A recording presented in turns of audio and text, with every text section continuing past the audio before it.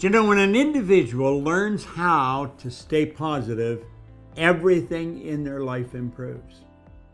Why is that? Well, if you're not positive, you're negative. If you're not going in one direction, you're going the other. Everything in this universe has an opposite. Ignorance, knowledge. That's the way it works.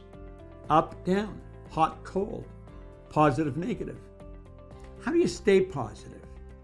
Well, first of all, I think we want to understand that staying positive is staying in a vibration that's going to cause us to feel good, to do better, and to keep growing. It's not an accident. We have a lady in our company who's our marketing director, Mikey Stellar. She is one of the most positive. She has one of the best attitudes of anybody I've ever met. See, when a person's positive, they've got a good attitude. So how do we get there and stay there? We know we can get there by focus on something good. Well, just make up your mind that that's where you're going to stay. Now, it may take a while, but you can form the habit of staying positive. Mikey has. Does she go off track? Periodically. I've seen her when she's off track, but not very often. And when she gets off track like that, she comes back on track. You see, when you're not feeling good, you're not staying positive, you're focused on the negative. Look for what's good. Harvest the good. There's good in everything. Don't take any joy out of finding out what's wrong with something. Any dumbbell can point out what's wrong. It takes a respectable amount of intelligence and focus to figure out what's right. Now think of that. When you feel good, you're staying positive. When you don't feel good, you're negative. Feeling is conscious awareness of the vibration we're in. When you're positive, you're in a good vibration. When you're negative, you're in a bad vibration. When you're positive, you attract all kinds of good things to you. So you see, you can actually become a magnet for good by staying positive. It's a choice. It's a choice you make.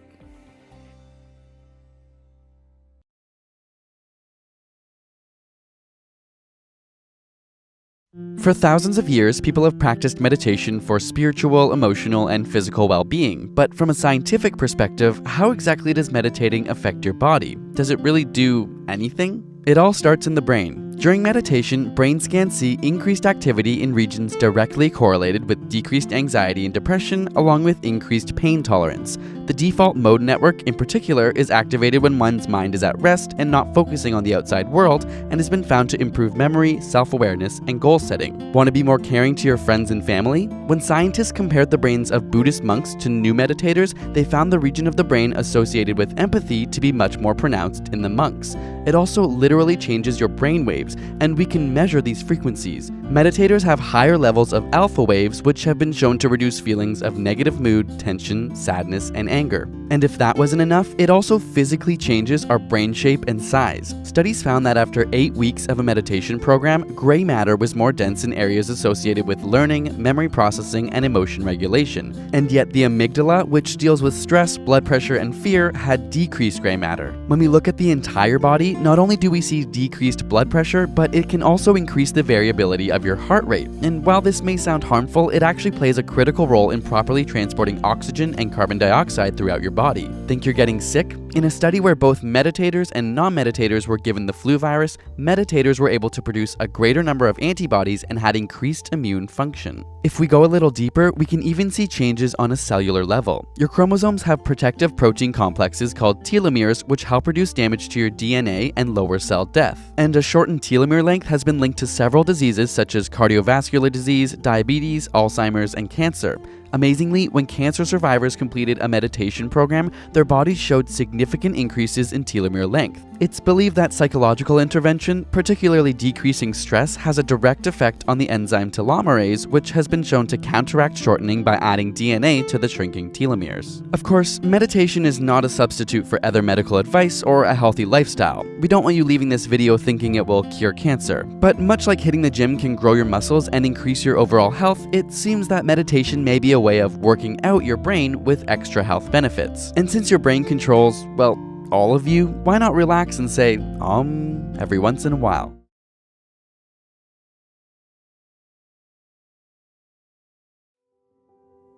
Hi, this is DareToDo Motivation, and this is a story about letting go. Once upon a time, two Buddhist monks were on a journey. One of them was a senior monk, and the other was a junior monk. And during their journey, they approached a raging river, and on the riverbank stood a young lady. She was clearly concerned about how she would get to the other side of the river without drowning. The junior monk walked straight past her without giving it a thought, and he crossed the river. The senior monk, however, picked up the woman and carried her across the river. He placed her down, they parted ways, and on they went with their journey. As the journey went on, the senior monk could see some concern on the junior monk's mind. He asked what was wrong, and the junior monk replied, "How could you carry her like that? You know we can't touch women. It's against our way of life." And the senior monk answered, "I left the woman at the river's edge a long way back. Why are you still carrying her?" The senior monk had broken rules, but for good reason. Once the purpose was fulfilled, he put her down and continued on. He never gave it a further thought. The junior monk, however, he didn't touch the woman, but he had brought up the actions of the senior monk when it was an action of the past.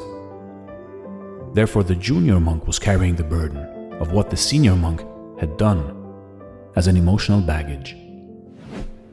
You see, in life, we have little use for past experiences except of learning, whether it is good or bad. And just like in this Buddhist monk story, we need to let go of any burden the past has placed on us. It's happened, it's over. It cannot be changed. We can only move forward and create a more compelling future for ourselves.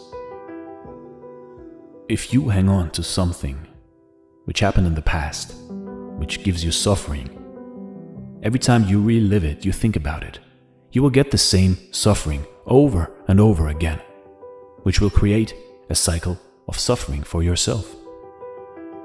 So stop worrying and let the past go. In that way, you can concentrate fully on the future.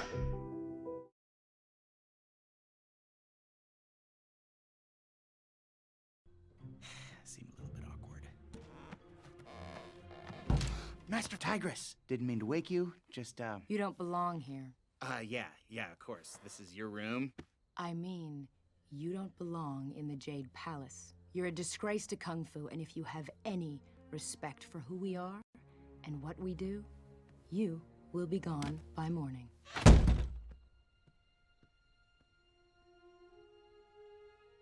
Big fan.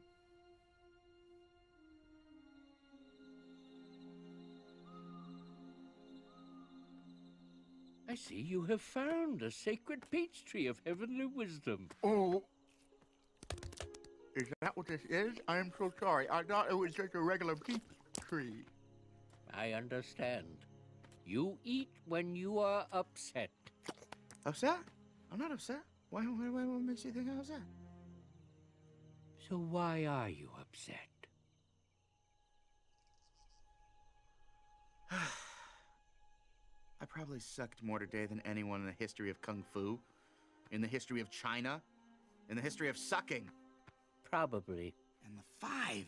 Man, you should have seen them. They totally hate me. Totally. How's Shifu ever gonna turn me into the Dragon Warrior? I mean, I'm not like the five. I've got no claws, no wings, no venom. Even Mantis has those thingies. Maybe I should just quit and go back to making noodles. Quit, don't quit. Noodles, don't noodles. You are too concerned with what was and what will be. There's a saying. Yesterday is history. Tomorrow is a mystery, but today is a gift. That is why it is called the present.